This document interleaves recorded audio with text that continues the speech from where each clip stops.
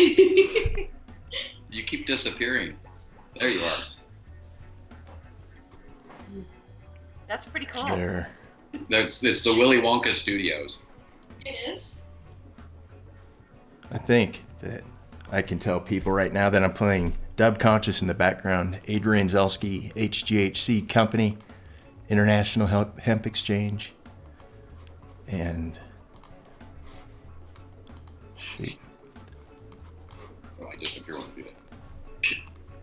Live from the Mighty Veedverks Airship, I'm Travis Lippert, CEO of Verks Unlimited Limited, better known as Veedverks.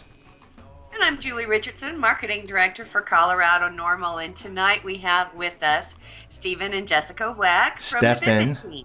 Steffen Weck. Hey guys. How's it going? Good. You guys, it's been too long. Yeah, it has been a bit. Since last fall. Exactly. I shared out earlier today the show that we did last September, I think.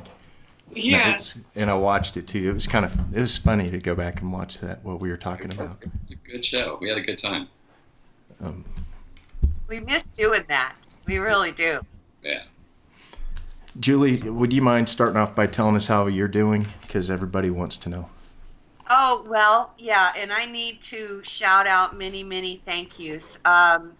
I'm doing a little better this week. The week after the hormone blocker, I am just absolutely pitiful. It just flares me so bad with my autoimmune, and now the doctors are wanting me to go and look at my neck. So just I don't know how I'm going to. Wait, what do you mean look at your neck? Well, in 2006, I had an inch of bone taken out of my hip and my neck rebuilt, and I've got a big steel plate in it. And huge screws. And I literally think I have a screw loose. And, so because I feel it grinding. And when I started having problems with my hands, the pain went down under my arm. So we know it's coming from my neck. And it was pretty serious. I had a 25%, it was all I had of spinal cord that wasn't being compressed. I was a good sneeze away from decapitating myself. Oh my God. So it's, that's like I didn't have enough to worry about with breast cancer. Now that we're going to do this too, but it's just got my whole body just in a big nerve bundle. I'm walking and I won't feel my legs with my hands, and that's really dangerous. The pain went down, to be out, and all of a sudden you don't have feeling in your legs. And I've been in a wheelchair 3 times, and I've climbed right back out. Yeah. So awesome. That's awesome. Yeah, but it's going to be really inconvenient for breast cancer to put me back in a wheelchair. I will not have it. Yeah. So Good. I will not have it. But I do need to shout out Papa Bob's. I don't know. Can y'all see this? The Miracle. This is a puree of raw cannabinoids. And I take this because breast cancer is a little bit different. When it's a hormone cancer, you really have to saturate it with CBGs and CBN and CBDs and not so much THC. So I am taking this. He had sent me his regular, and I was having trouble with fatigue.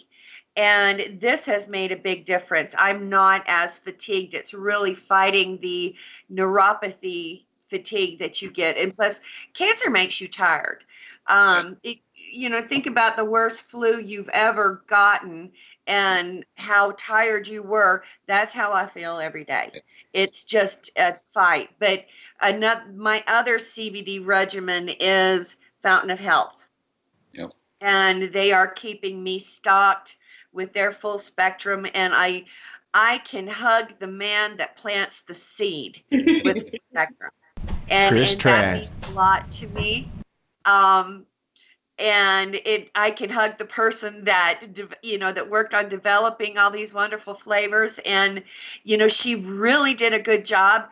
The mango actually tastes like mango. It doesn't have that, funky aftertaste to it. Yeah. Another big supporter of mine is Flora's. I'm using just anything I can to apply it to my breasts because they just ache and hurt all the time. And then, of course, I'm using Amelia on my legs because they hurt so bad.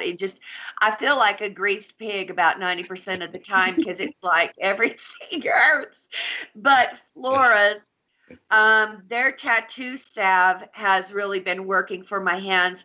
And she has a yummy new hand oil that just smells delicious. And of course, Miss Daisy takes the dog tincture, and it's keeping my very old service dog, very young and very springy, and she doesn't have the arthritis. And and then I found out that Canna Patient Resource is doing a drive for me to get cannabis together to make me more RSO oil.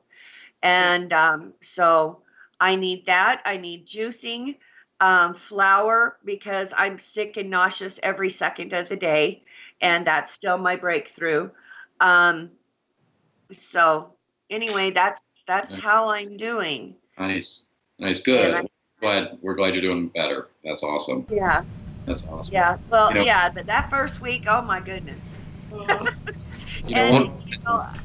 Everybody has really, joined in on helping me because, I put on makeup and fix myself tonight, but I don't look like this all the time. I am just absolutely, I just flomp around in pajamas all day and sleep a lot. And so, which is what you're supposed to do, I guess.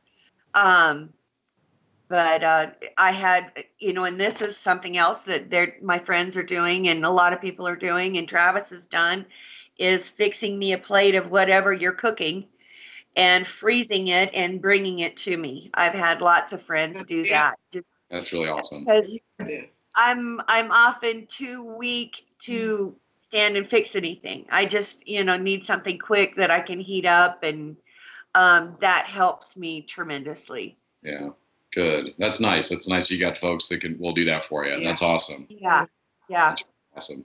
And hey, Julie, one thing I was thinking as you were talking about cancer, we actually are working with a brand right now called OncoBites, and the premise of the product is it's actually 3 probably 2.5 by 2.5 inch bites. They're kind of like a cake bar bite with a little bit of icing on top of it. The goal of OncoBites is to be able to provide nutritionally dense calories and all the nutrients you need for essentially one meal. And these are for oncology patients, folks that are going through chemotherapy, because as we all know, when you're going through chemotherapy, you can't really stand the idea of eating. And so we're working with OncoBites. They actually already have a line in the market that's non-infused. And we're working with the president of the company to actually do an infused line here in Colorado.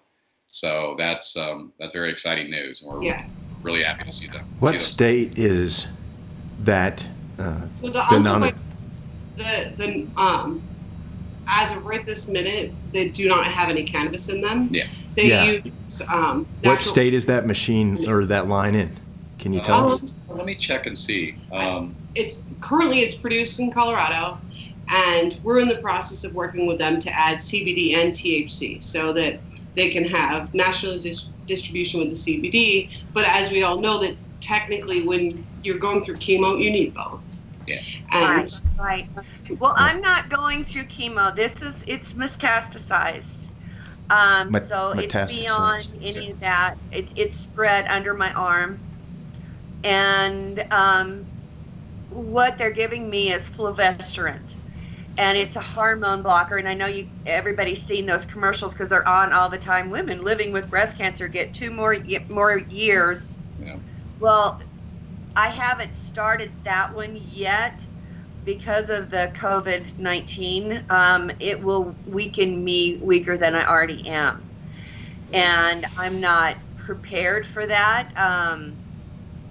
Hopefully, I've got about 6 grants out for different cancer associations, And if I can get my housing taken care of for about 6 months, then I think it might be safe to include that. But I have to get services lined up first. Yeah. Yeah. And, my friends have been great, but I'm also waiting on things like Angel Heart. COVID-19 has put stress on them.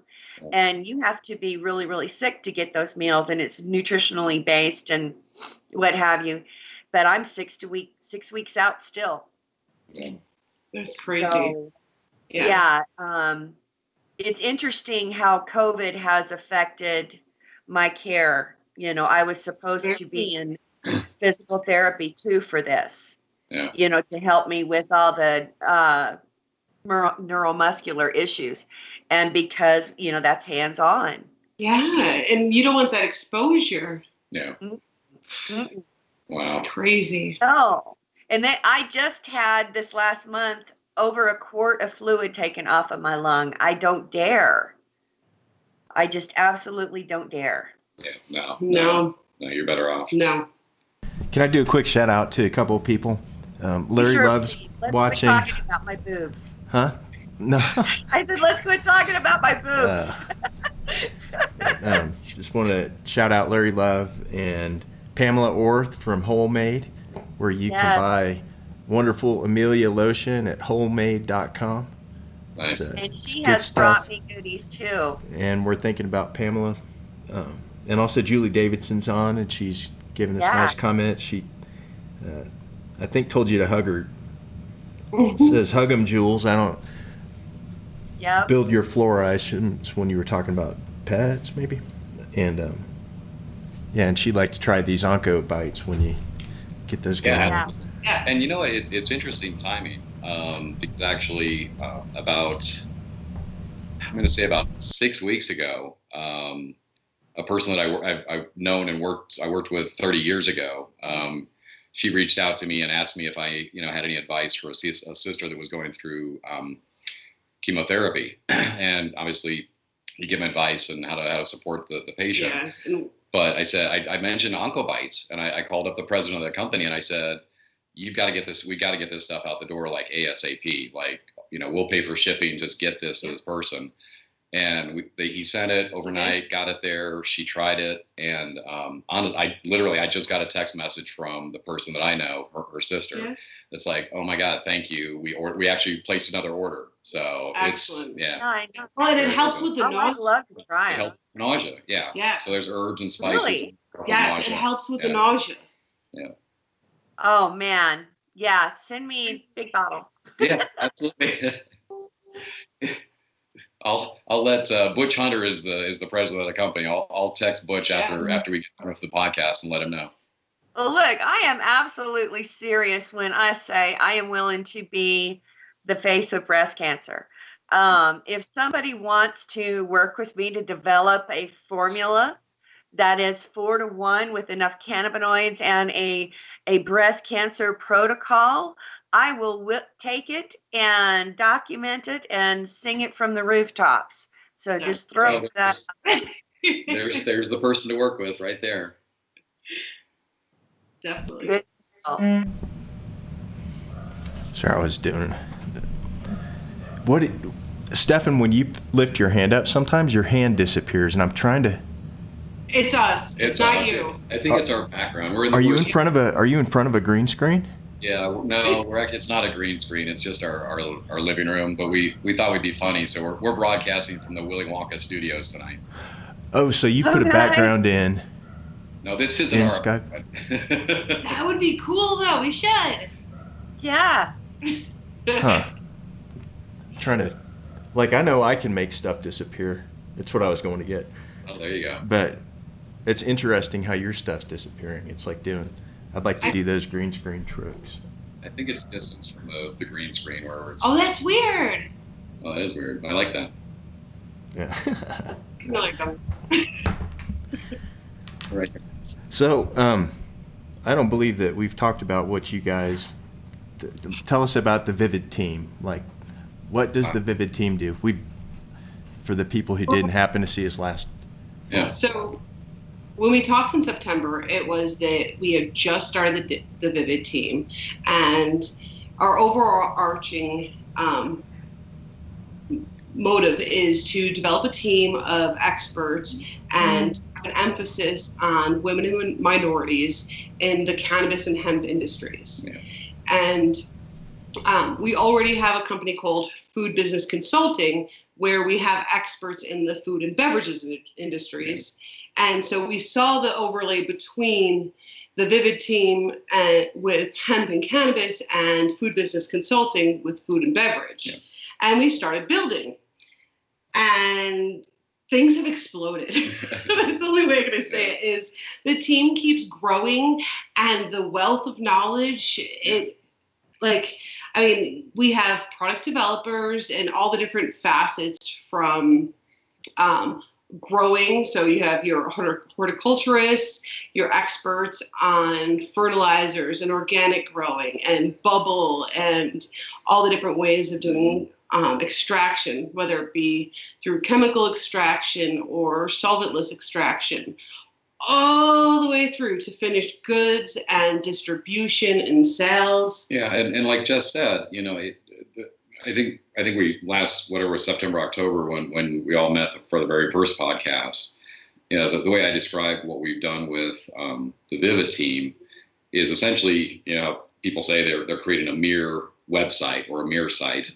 We've essentially done the same thing with what was started 20 years ago, which was Food Business Consulting. And like Jess is saying, Food Business Consulting is a full, I like to consider us as kind of a unicorn in that anyone who comes to us with a food product, whether that's a large consumer product goods company like what you'd see in the marketplace or in the grocery stores, or even just in small farmers markets, we work with entrepreneurs, and we work with folks like Kraft and Pillsbury and Smuckers, and so what's happened over the last 20 years with Food Business Consulting is we've grown this resource that, to Jess's point, is essentially everything from soup to nuts, no pun intended.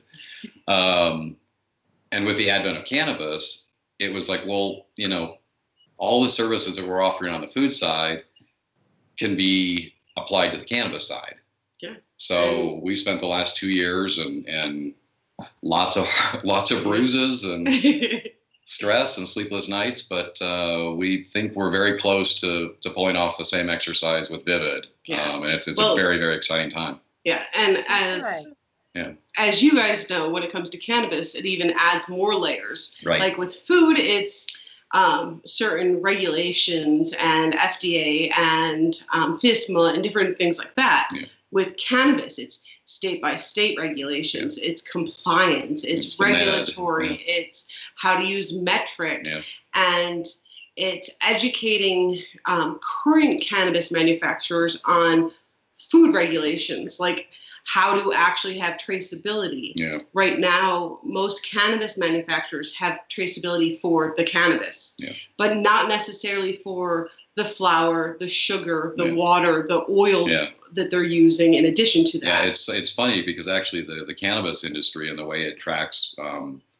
cannabis material is actually quite further ahead than the food industry in a lot of ways. Yeah. Which is kind of sad in a way. Which is kind of sad in a way that we were able to do it in a handful of years, and it's taken the FDA this long to get where they are. Yeah, and that's a great example on how things have exploded. Yeah. Because we saw the gap. We saw that metric is great, and we saw that there's certain programs on the food side that are great, but they don't connect together. Yeah. And we started working with a company that actually already develops the software and said, can we figure out how to actually make a program that integrates them all? Yeah. So you can have where your sales are processed, your inventory is managed, your formulas are managed, your finished goods, your distribution, all the way through the whole process, so that at some point someone can pick up your product, scan the QR code, and find out about every ingredient that's in it and have full confidence in their product. Yeah, that is an awesome And we need that because the organic push, you don't really know, because they only have to have a certain percentage. Right. I like oat milk, but oat milk oats is one of the worst offending Yeah. crops when it Yeah. comes to being sprayed. Yeah, absolutely. That's a great example. So, Yeah. I mean, it's just the depth and breadth of the knowledge of our team it just Yeah. amazes me every day. Like, in addition to scientists and all the how to make your product, Yeah. we have literally how to produce it. Like, Yeah. Engineering and design and construction are also on our team. Yeah. It's Yeah, I Now, really, is that going to help in, a lot of the food safety? They want, THC stamped on the actual product itself. yeah, Yep. absolutely. Oh yeah, it will help.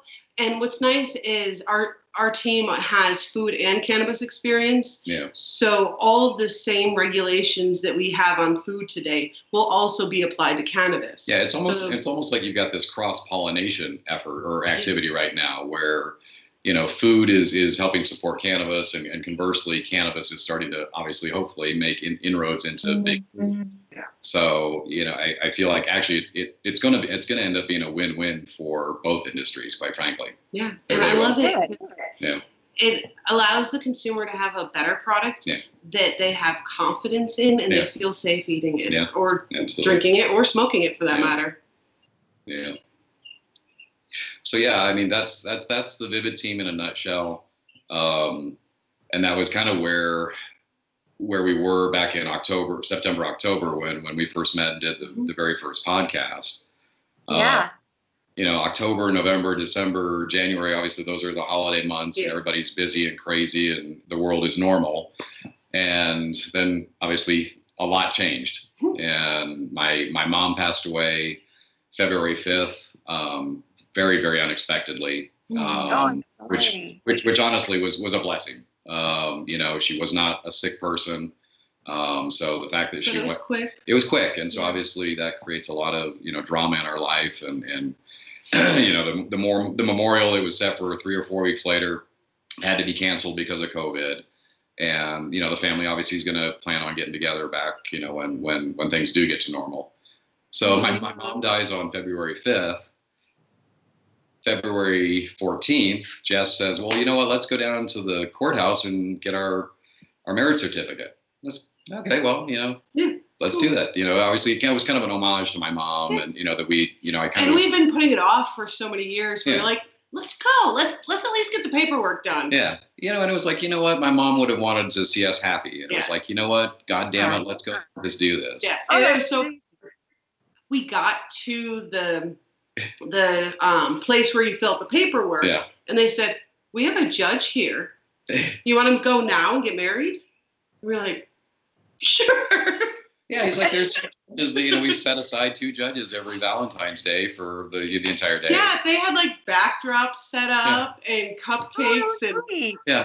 And yes, it's a tradition. in the truest sense of who Jessica and Steffen are, we applied for the marriage certificate, got that, got married, had a cupcake and Kool-Aid on the way out, and we were done in like 15 minutes. And that's us. We're all about efficiency and, just get the shit done.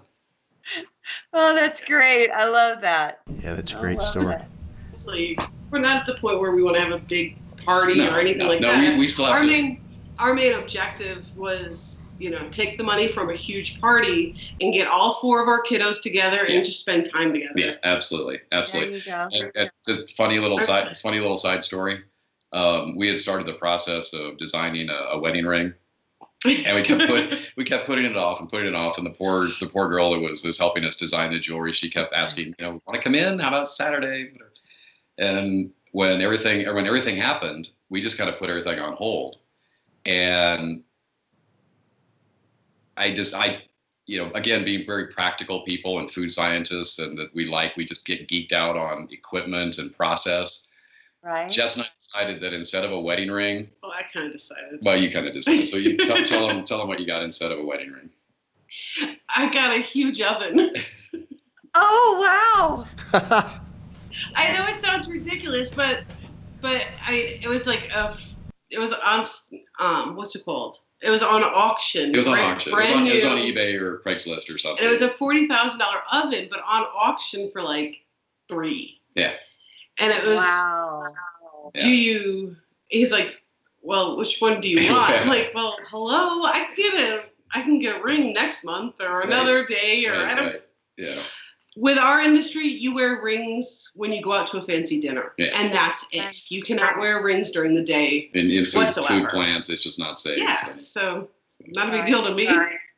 Anyway, so that was early February, and honestly, again, I kind of tend to use my mom's passing as a benchmark. And I mean, again, everything was just crazy leading up to that date, but then everything has exponentially just skyrocketed to the point where, I mean, honestly, we are weeks away from we've technically already moved out of our lab space that we talked about at the last podcast. Oh yeah. Close those places down, and we are in the process. We're in the process of moving into a 20,000 square foot laboratory environment that'll have co-manufacturing capabilities and extraction capabilities. We are working with some really solid partners on the finance side and the engineering side, and I thank whatever above us that we've got this team of people that has come together to rally to put this thing together. And at some point, you guys have to promise me that we'll go live on the road, and I want you guys to come to the. Oh yeah, I was just thinking that we've got to go over there and see it as soon as you get all set up. Yeah, it's gonna be awesome. Yeah, I mean, it has grow, extraction, like a full C1D1 room. Yeah, what's gonna be so cool? Everything you can possibly need. One of the things that we really like about this building is that there's a considerable amount of space that we're allocating for our partner resources. So like I mentioned, we have a packaging engineer that's an independent contractor, but we want to have that person on site with us so she can engage her clients on separate projects, and then we can collaborate when it comes. And she works on both the food side and the cannabis side. Right. And so we'll have our packaging resource. We already have a commitment from one of the larger flavor companies in the country to have an applications lab on site. One of the larger seasoning blend companies has done the same thing. They're going to have an applications lab and a scientist on site for us. But I mean, packaging engineer, design engineers, conference room space for training. So it will be a all-inclusive hub where you can come and we can all work together and bring all the different experts in the industry together to work on projects. Yeah. It'll be awesome. It really will be. How about painting a couple of walls green? Yeah. You got it. Definitely. Well, hey, here's a deal. How about you just move into the space, and I'll help you pack up the blimp, and we can move it over to the new place. You can have studio space there. That'd be fun. That would be amazing. That would be fun. It'd be way better than my basement. I like that blimp. Yeah. Well, it's just I've been sitting down here at this desk primarily for 54 days. I'm tired of it. I'm ready to go do stuff again. Yeah, I hear you. Us too.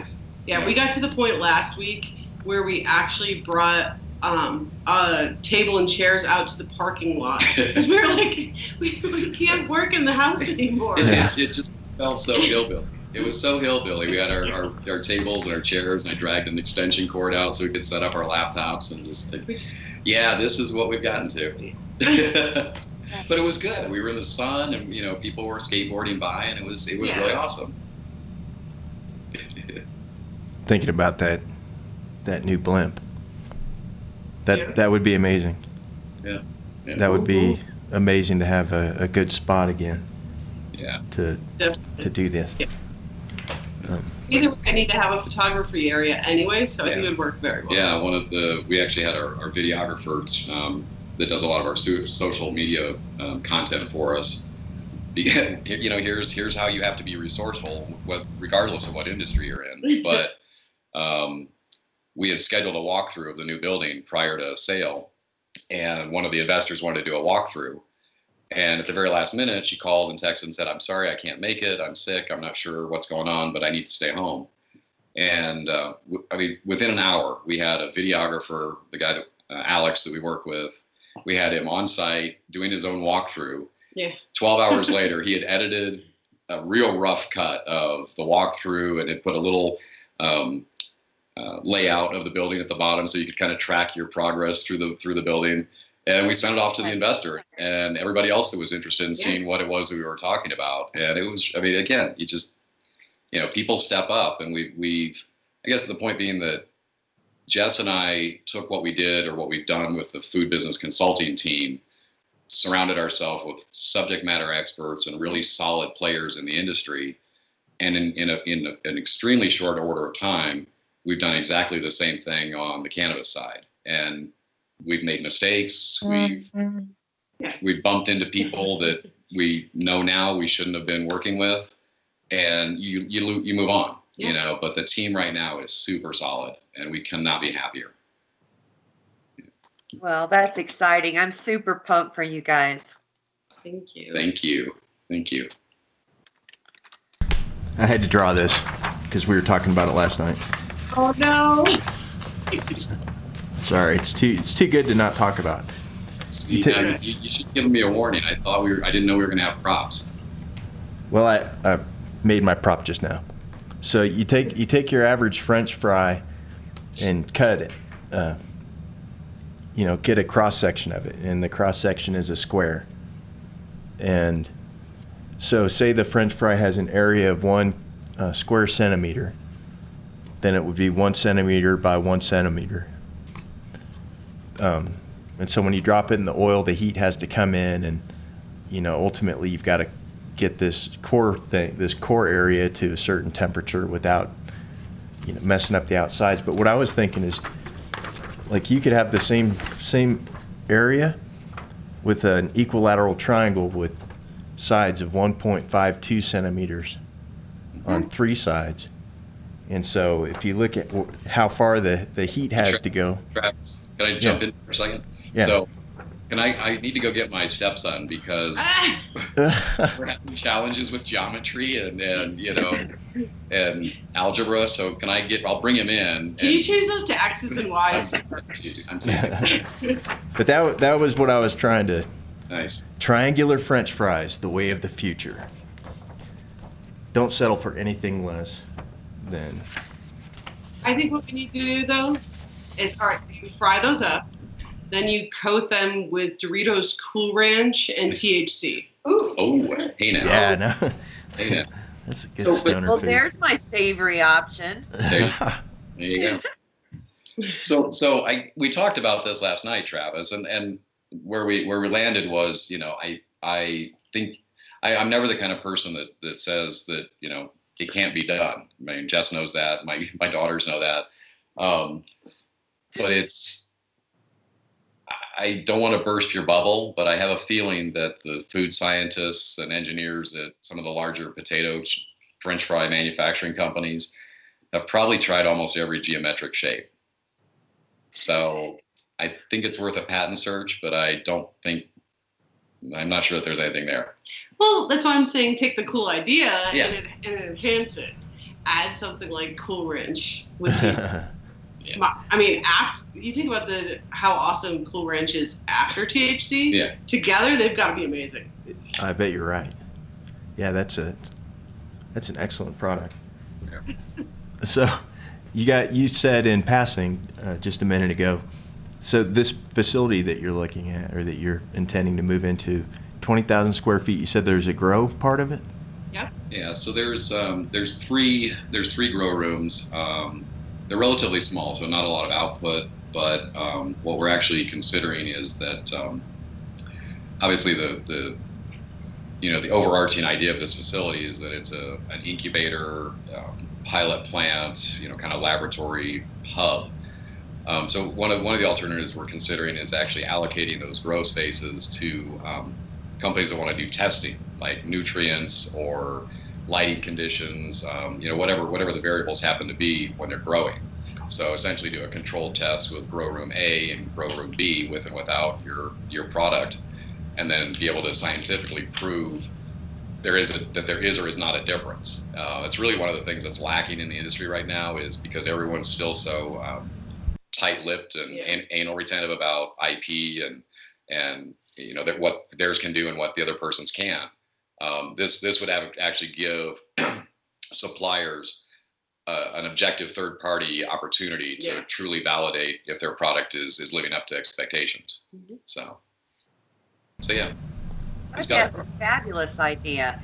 I mean, every time there's any events, if we ever get to do that again, there has got to be 10 to 20 different grow nutrient type of people, and new ones every month. Claims, but how many of them have actually been validated? Yeah, they can't substantiate claims, but via a third party. So, and for us, it's the same sort of concept of we really want to know that it works.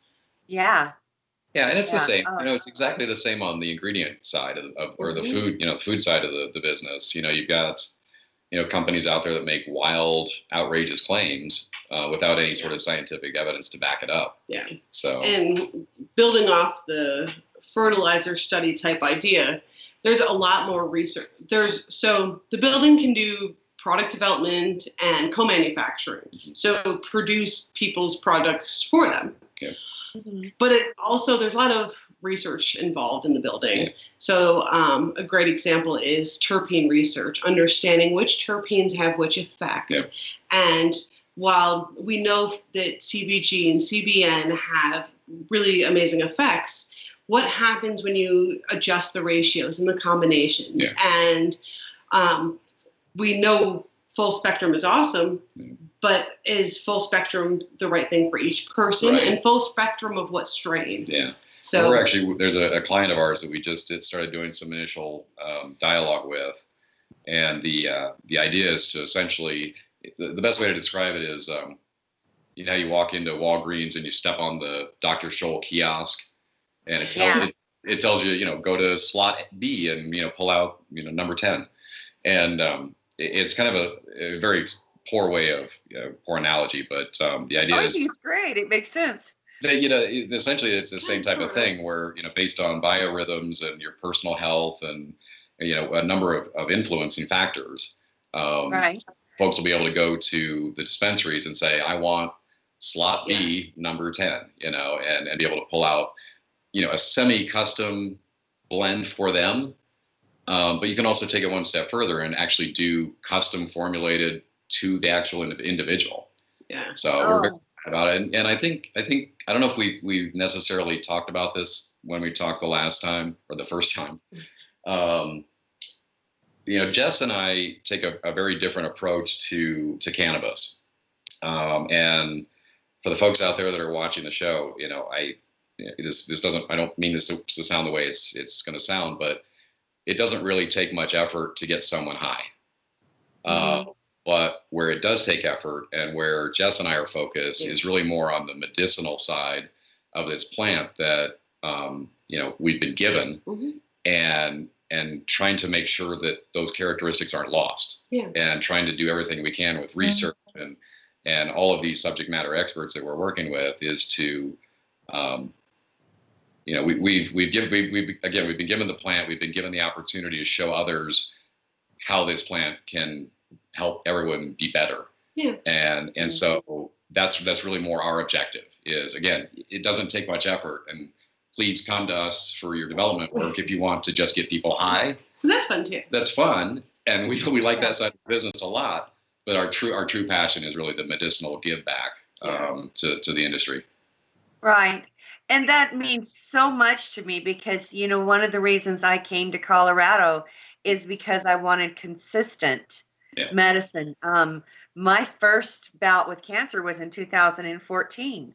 Well, I can get cannabis all day long in South Louisiana.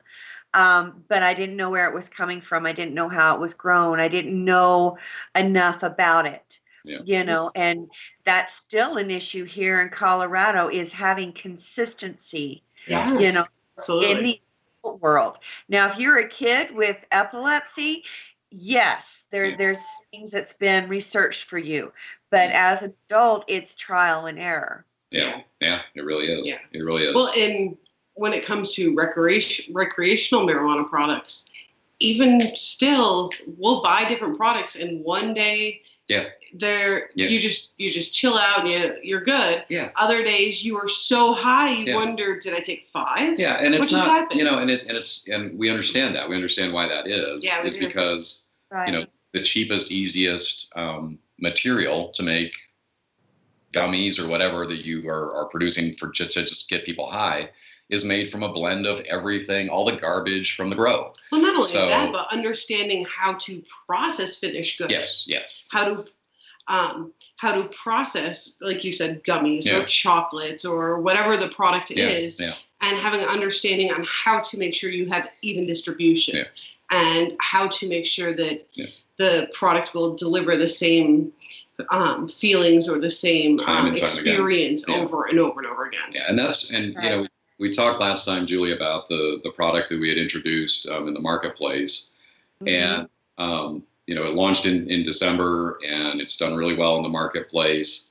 Good. But when we reformulated that product, we just spent months in the lab working on the emulsion technology, and what you'll see when you try the product is that the nanotechnology that Jess developed and the delivery method and the onset is unparalleled. We don't have clinical studies to back this up, but the syrup that we reformulated, the onset is about 10 minutes, and which is really unusual for edible products. Yeah. And so, like Jess said, a lot of it is the material itself, but a lot of it is the technology, and there's a lot of interesting technology being developed. And we launched medical a month ago. Yeah. And every week they sell out. Yeah. Like, it's amazing. Yeah. We can't That's fantastic. The medical syrup. Yeah. And it makes sense because it actually kicks in quickly. Yeah. And when you're in pain, you don't want to wait. Yeah, exactly. You really don't. Well, and another thing is, like, if you're using it with geriatric, they lose the ability to swallow pills. Yes. And so that's easy to get it in. And I can't wait because I literally keep this by my bed if I wake up in the middle of the night because I have a 15-minute window. Yeah. And this is, I noticed something within 5 to 10 minutes. Good. That's wonderful. Yeah, that's awesome. Yeah. And that makes us so happy because, again, when we started down this path with this brand, we didn't know that we could create something actually this awesome. Yeah. I have to admit that it was kind of by mistake that we ended up with the benefits that we did. Well, we wanted to make the best product possible, and the more we learned, the more we understood. Yeah. It was like, oh, wait a minute, this is cool. It keeps getting better and better. Yeah.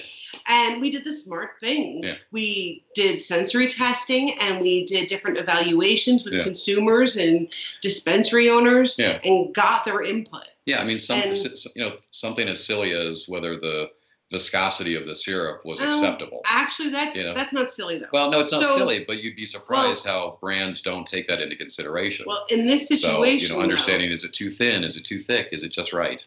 Well, in this situation, keep in mind the very original objective of the syrup was a promethazine alternative. Yes. Yeah. And if promethazine is a syrup that's an opioid, and so we really did want it to be the same consistency as the promethazine. True, exactly. Because we wanted consumers to very easily go from taking promethazine, which you can only get from a doctor or a black market, to something they can legally obtain that does not have the addictive properties of other opioids. Yeah. So, in this situation, discussion is critical. You're right. This is promethazine, and that's the grape, right? Yeah. Yep. The grape flavored is the one that is most similar to promethazine. Yeah. But that was exactly just is what she's saying is that we obviously hyper focused on formulating that one specifically for a purpose. But we did sensory testing to ask consumers, where are we on the scale right now? Should we modify it or is it acceptable? And so. Right. Again, kind of really kind of going back full circle to what our intentions are with this new facility is, really to bring a higher level of standard to an already awesome industry. Yeah. but one that can continue to improve. And we are here to enact that change. We are here to be the disruptors that will push it to the next level. So I'm really excited. I can't wait to get my bottle of the new formulation. It's going to be interesting with the neuropathy pain after treatment if it helps better than what I'm doing. I think it will. Yeah, I think so too. I think you'll be impressed. We'll get that over to you this week sometime. Awesome. What other kind of quiet? I'm sorry. My mind is spinning with thinking about the space that you've got and listening to your capabilities, and it's hard for me to listen to people who have those kinds of capabilities without just thinking of all these products that I want to make. Like triangular French fries are just the beginning. I'll tell you what, like I saw on Facebook today, somebody posted a picture of Colgate with hemp oil in it. But it's not CBD. Somebody needs to make a CBD toothpaste, not make any claims at all. Just say, hey, it's toothpaste. You can brush your teeth with it, and it's got CBD in it, and try it. You know, this must really weigh on you, Travis, because it does. I'm sure we talked about this in our first interview. It does. But but it was just today that I saw multiple people post that Colgate with hemp oil in it. Now my heart just dropped. I was like, damn, it's actually happening. Hey, Travis, do you remember what else we talked about when we first got together? You were asking me what's the next greatest. The potato chicharrones.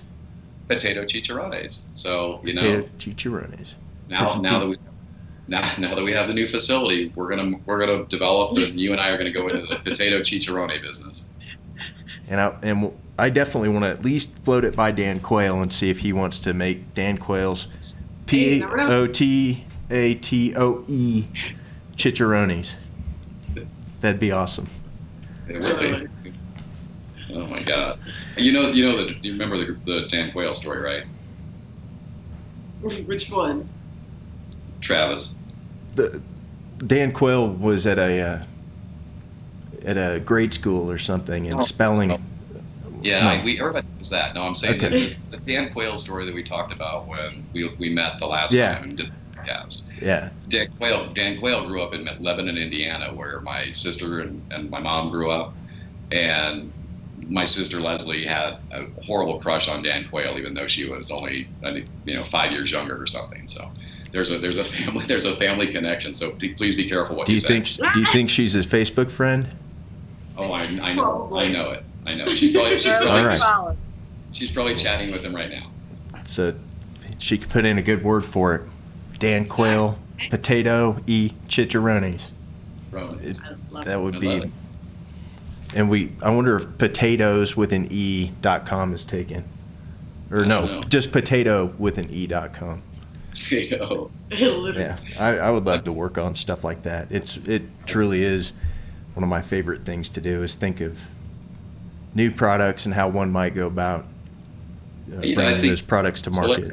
So let's make a commitment then. So when you move the ViViD studio into the new facility, we'll have a brainstorming conference room, and you and I can just sit in the room together for however long it takes, and we'll brainstorm the latest new disruptive product. Okay. Sold. Done. I'm there. Last time we talked, you brought up it was either CBD or THC toothpicks. Yeah. That's a good idea. I was like, that guy is crazy.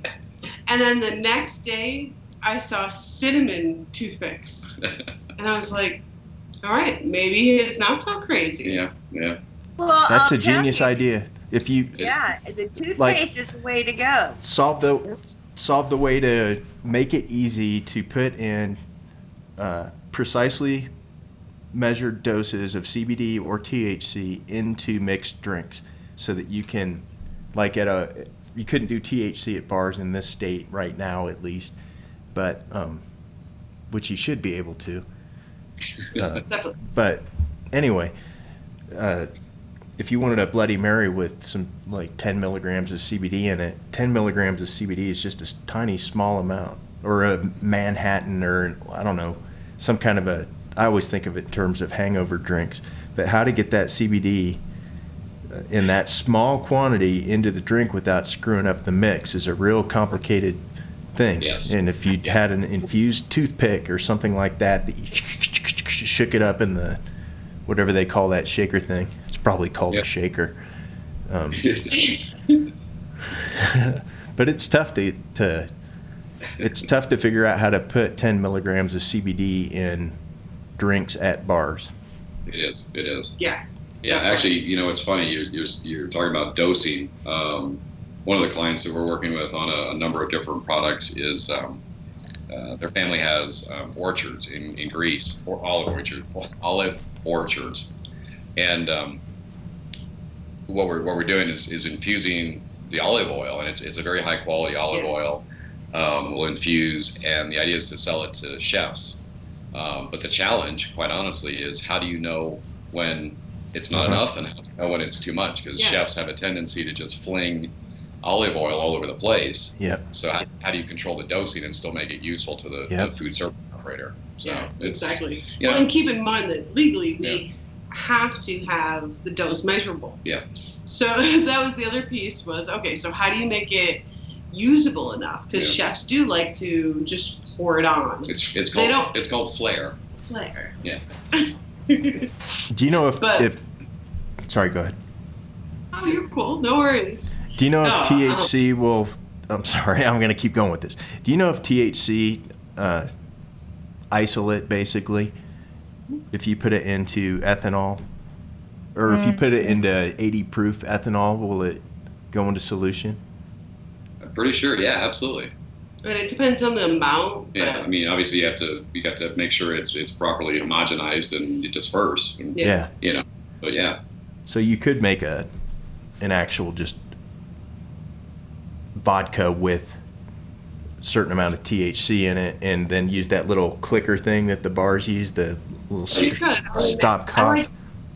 But they're never going to let you make alcohol and THC in the same product ever. That's why I kind of frown, because it's like, that's where there are a few categories that we don't like to necessarily play in. And in the food industry, it's baby food. And frankly, dog treats. Because if something happens with a formula or a product or a process that we've developed, and you kill somebody's baby, that's not really good business. Yeah. And same with puppies and animals. So in the food industry, there's a lot of stuff that we try to stay purposely away from. So now we have pet food scientists. We do. But on the cannabis side, when people start talking about mixing alcohol and THC, for me, the jury's still out on that one. We're happy to work and understand if that's an appropriate thing. But for right now, we're kind of keeping our hands out of that because it's really kind of scary. Now, what we do like to do is to use like the syrups we talked about earlier at a mixer. So there's like cherry, so you can make anything with grenadine and switch it to the cherry syrup. Yeah. So almost as a alternative to adding vodka. Right. I mean, Julie, remember the party that we had right around December? Yeah, I was just thinking about all the wonderful cocktails you guys had. Yeah, our bartender that we hired for the event did a bunch of really awesome drinks that were mocktails. So we weren't layering alcohol on top of THC. Everything was a cocktail alternative, a mocktail with our THC syrup in it, and people loved it. The vanilla tastes amazing. You used obviously a good quality vanilla, in this, because when I tasted it by itself, it's good enough to use it almost as flavoring. Like I would put it in a cream to make coffee creamer. That would be a good way to dose for me. Yeah. Hey, Travis. I just a commercial opportunity for you here. So the flavor that we use in the syrup that Julie just held up, the flavor company that we most always like to work with because of their flexibility and professionalism is a company called Gold Coast Ingredients out in Southern California, and they're the company that I spoke about that we're looking at doing an applications lab in Denver. So shout out to the folks at Gold Coast. Definitely. Gold Coast ingredients. You can expect the advertising check to come in shortly. Nice. I'm very interested in Gold Coast ingredients. So will that syrup? Can you just put it in a? Could you put that vanilla that you just held up in a latte? Oh, Would it- absolutely. And it'll just go right in. Yeah. Yeah, the party we had in December, we did mocktails, but we also did Black Forest cherry cakes and cheesecakes and shoot, what else were we doing? You name it. Oh, we did. We mixed some of the peppermint version with like simple icing, like home icing where it's like super liquidy, and poured it on red velvet waffles. Oh yeah, we did red velvet waffles. So we had a waffle bar. It was fun. Yeah, it was a good time. Yeah. Oh, it was so much fun. Yeah. Different parts, just add the THC using the syrup. So it's been Well, fun. I was busy that night. I was. Yeah. Don't you guys feel bad talking about this great party you had? I couldn't be on anyway. I was doing something that night for sure. We have in 2 minutes. It's going to be time to howl. Awesome. Oh, ready? Wow. Yeah. Yeah. Time flies. It feels like New Year's Eve. I know. Right? Yeah. It's a big countdown. Well, I think 2 minutes is a little bit. Okay. Yeah. 120, 119. This is internet gold right here. 118. No, we'll just give people a 5, 4, 3, 2, 1 when the time comes. Approximately. I had to watch the clock, but now I can hear because all my neighbors are doing it. Just and we're kind of out in the sticks. Come on. All right. Hey guys, Travis, Julie. Come in. Guys, if we're gonna howl, we're gonna bring some other participants in here. All right. No, closer, Mom. I don't understand how you guys keep popping into and out of existence. So we all have to be the same distance from the camera. It's the creepiest thing ever. It's so weird. Wait, Stop. Okay. let me figure it out. I figured it out You're before. right. All right. Have them lay on. Well, you have 28 seconds. Oh no! Oh, perfect. Andrew, We all need to be. I'm not even in You it. guys need to move forward. You need to come Sorry over for here. driving you guys crazy. There you go. Get down on the floor. Yeah, perfect. I get to see That is it. such a crazy camera effect. Weird. I like that. Wait, we gotta turn it off. That's all right. It doesn't matter. Okay, stop Ready, squeezing. guys? You're sitting on my Right. butt. There we go. Yeah, that's okay. That is so Okay. weird. 2, 1. All right, It's time to howl. Ow. Howl. All right, it's 8 o'clock. Oh!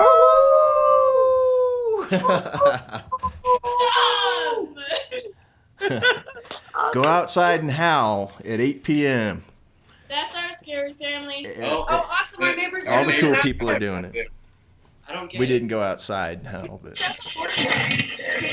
we howled outside. Sorry. Outstanding. Oh, I got it. I love that started in Denver. Get out. Such a Bedtime. cool thing. I'm gonna do this. Not Bedtime. old yet. All right. Hey, Crab, your mom just howled on my page. Nice. Yeah.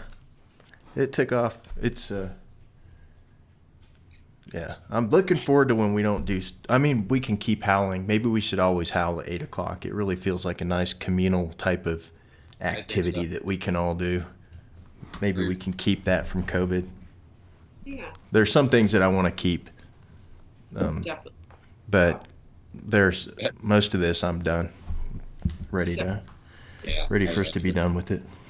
Right there with you. Honestly, things have to change. There's no doubt about it. Yeah. If things don't change in a significant way, I may have lost all faith in humanity because it has to. And there's a lot of good that's come from it too, though. Yeah. There really has been. Yeah.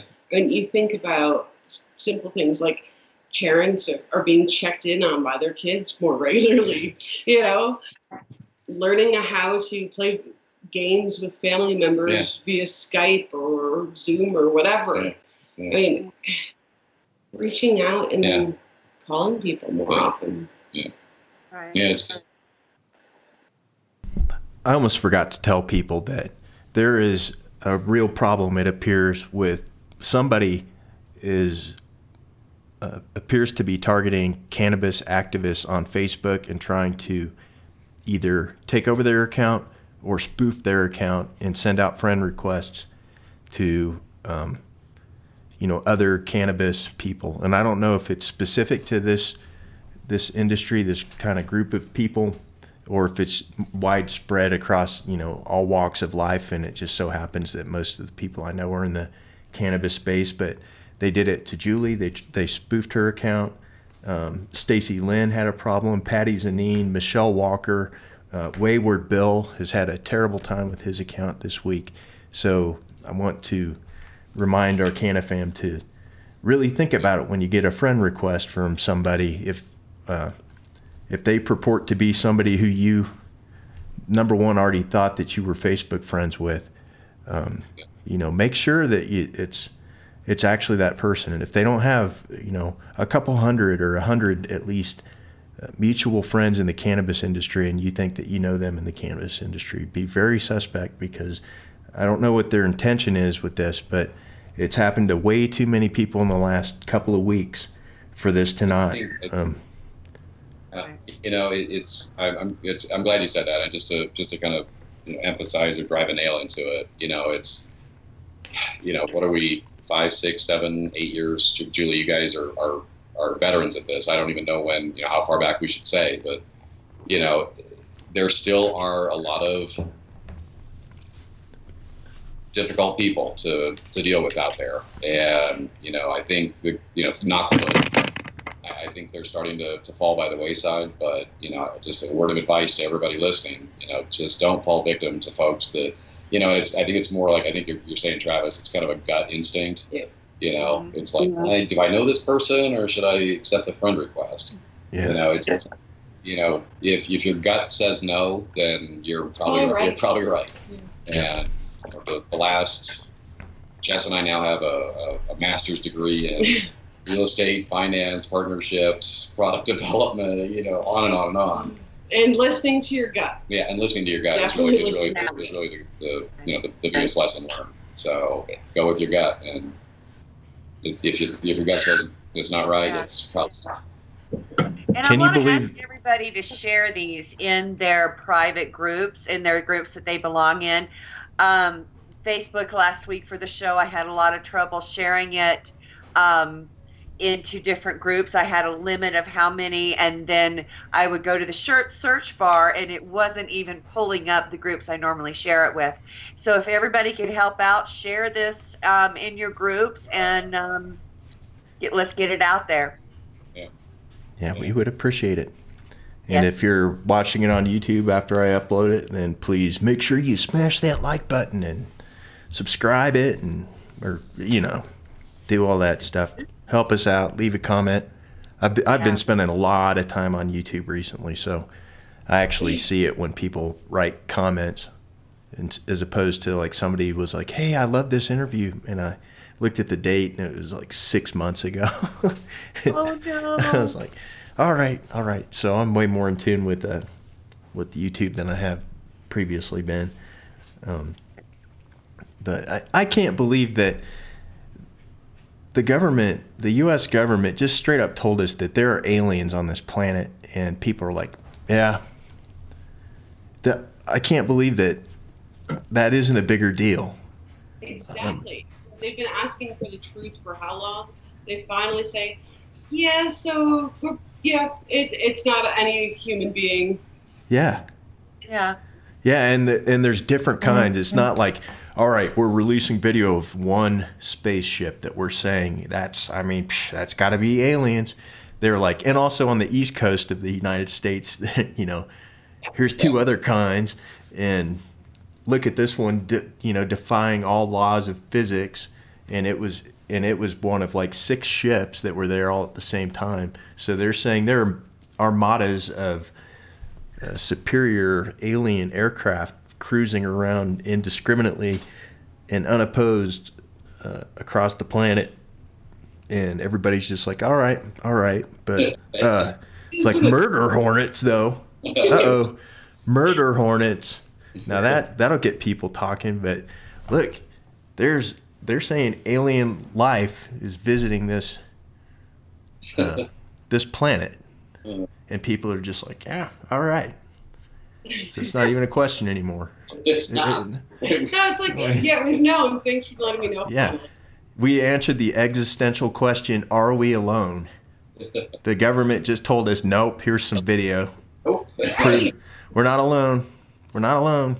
But murder hornets, though, that's what people got. That got the headlines. But we're not alone. Maybe that's like all these things are like that you see you're watching like a American Choppers or Pawn Stars or some kind of, and there's like hashtag home together. And they should just, I mean, we're not alone.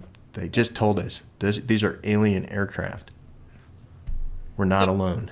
The next conspiracy is that they're going to tell us the truth about. I hope it's Sasquatch. Conspiracy Sasquatch. about Truth false about- flags too, to watch out for the government with false flags. In the alien conspiracy theory community, they think that they will have false people, you know, like this. They're saying, oh, well, they're just trying to get us ready for it. We're ready. I think the human population is ready for this. We already know. Yeah. It's just like this whole COVID thing. You know, we all know collectively that there is something more going on. That's why there's so many different views. You know, it's 5G. It's, you know, they're That's not trying 5G. to get all the artificial intelligence to, you know, they're testing it. That's why the mask. There's just so many different theories.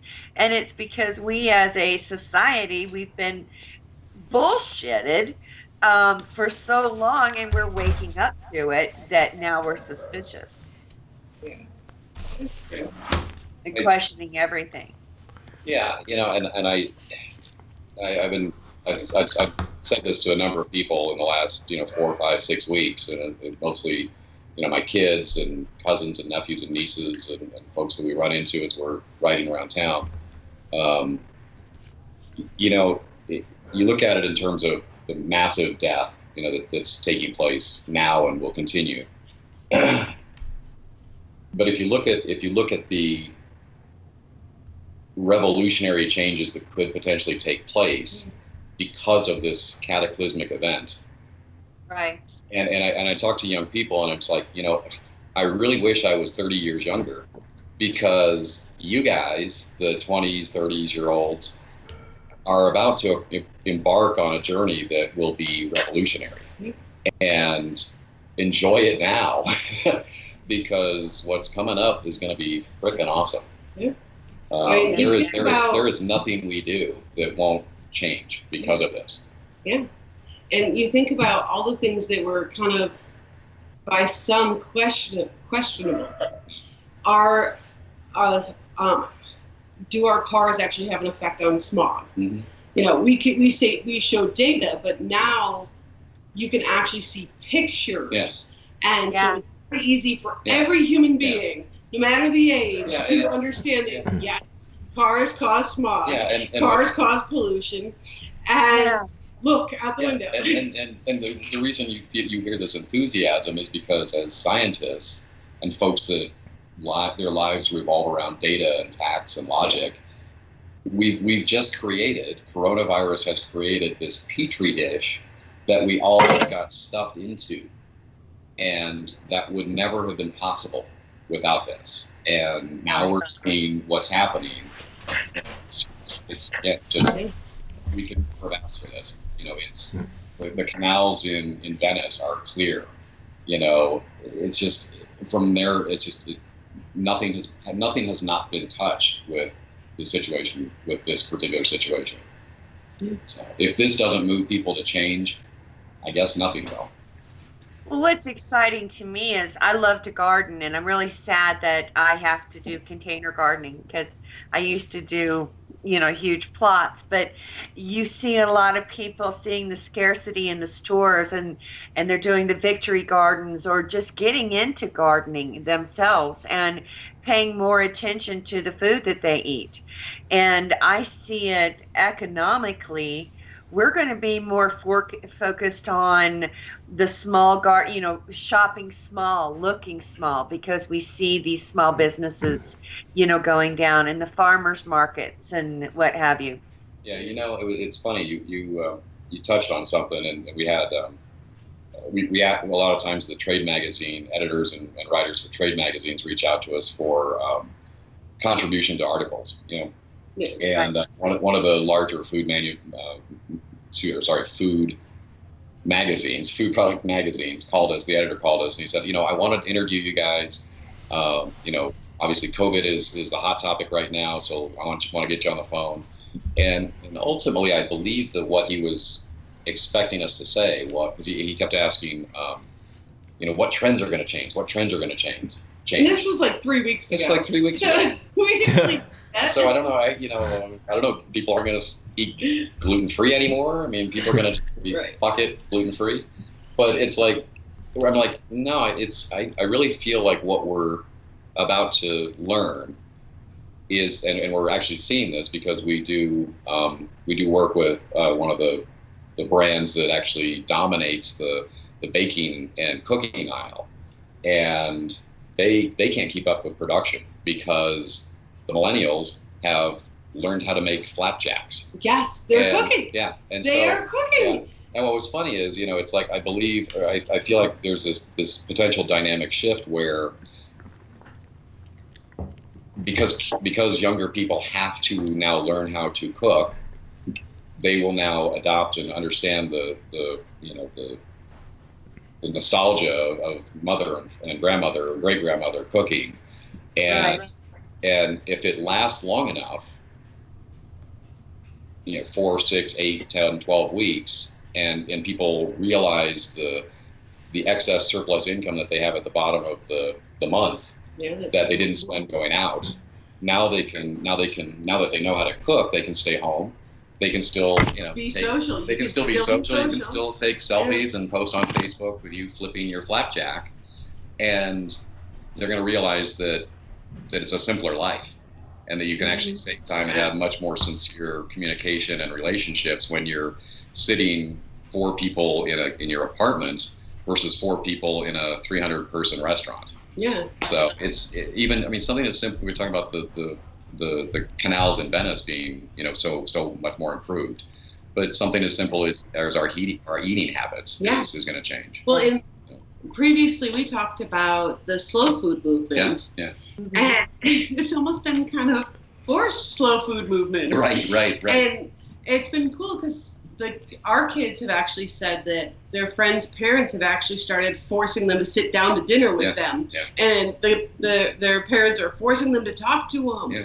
And we're like, finally, everyone is actually going back to basics a little bit more. I mean, the Jess's kids are 11 as of today, 12 and 14. And I think that we've had deeper, more meaningful, sincere, honest, open conversations with these kids in the last 6 weeks than in as long as I've known them. And it's all because of Corona. It's all because we're forced, which is stupid to have to say, that we were forced to actually sit down and enjoy. Well, and part of it is that kids nowadays, they leave the house. They get home at like 6:30, 7 o'clock at night. You feed them and you get them in bed. Off to bed. And so that quality time where you're actually talking about things, and then you add the COVID subjects that come up, and trying to teach them and make sure they understand, you really do get higher quality conversation because things you normally would have avoided are in your face. Yeah. Well, I'm here by myself, so the bird has learned to say, "Stop, get down."